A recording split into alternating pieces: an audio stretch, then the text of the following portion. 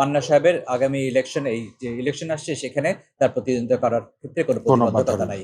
মামলাটা করা হয়েছিল কারণ ইসলামী ব্যাংকের কাছে ঋণ নেওয়ার কারণে মান্না সাহেব যে প্রতিষ্ঠানের পরিচালক ছিলেন সেই কোম্পানি এবং মান্না সাহেবের নাম সিআইবিতে দেখানো হয়েছিল ঋণ খেলাপি হিসাবে।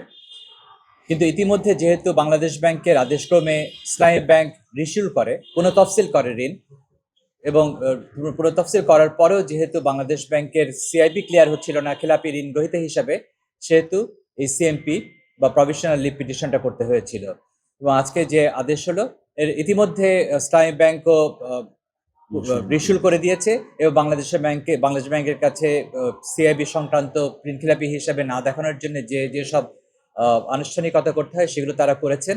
এবং আজকে যে আদেশ হয়েছে সেটা হচ্ছে এটা ইন্টারিম আদেশ দেওয়া হয়েছে, ডাইরেকশন দেওয়া হয়েছে যেন মান্না সাহেবকে ঋণ খেলাপি হিসাবে বাংলাদেশ ব্যাংকের সিআইবিতে প্রদর্শন না করা হয়। সুতরাং মান্না সাহেবের আগামী এই যে ইলেকশন আসছে সেখানে তার প্রতিদ্বন্দ্বিতা করার ক্ষেত্রে কোনো প্রতিবদ্ধকতা নাই। না, ইসলামী ব্যাংক রিস্যু করেছিল 10 ডিসেম্বর করেছিল এবং 10 ডিসেম্বর করার পরে রিস্যু করার পরেও সিআইবি থেকে তার নাম আসছিল না বলেই এই মান্না সাহেবকে এই মামলা নিয়ে প্রসিড করতে হয়েছিল।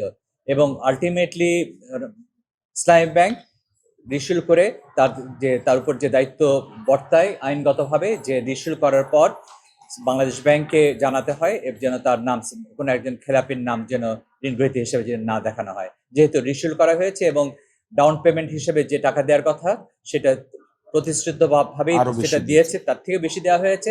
সুতরাং বাংলাদেশ ব্যাংকের যে ডাইরেক্টিভ ছিল সেটা প্রতিপালন হয়েছে, সার্কুলার অনুযায়ী যে দায়িত্ব ছিল সেটা প্রতিপালন হয়েছে এবং ইসলামী ব্যাংকও সেই মোতাবেক মান্না সাহেবকে যেন বাংলাদেশ ব্যাংকের সিআইবিতে ঋণ খেলাপি হিসেবে না দেখানো যায় সেই সংক্রান্ত পদক্ষেপ গ্রহণ করেছে এবং কোর্টও সেই সংক্রান্ত এইভাবে আদেশ দিয়েছে। আমি মনে করি এখানে ইলমোটিভ ওখানে ছিল কি ছিল না আসলে আমরা এগুলো বলতে চাই না বা এখানে বলার মতো কোনো অবস্থা নেই। যেটা আমাদের আলটিমেটলি হয়েছে, ইসলামী ব্যাংক যথেষ্ট সহযোগিতা করেছে এবং ইসলামী ব্যাংকের সহযোগিতার কারণেই আসলে এই কাজটা করা সহজ হয়েছে।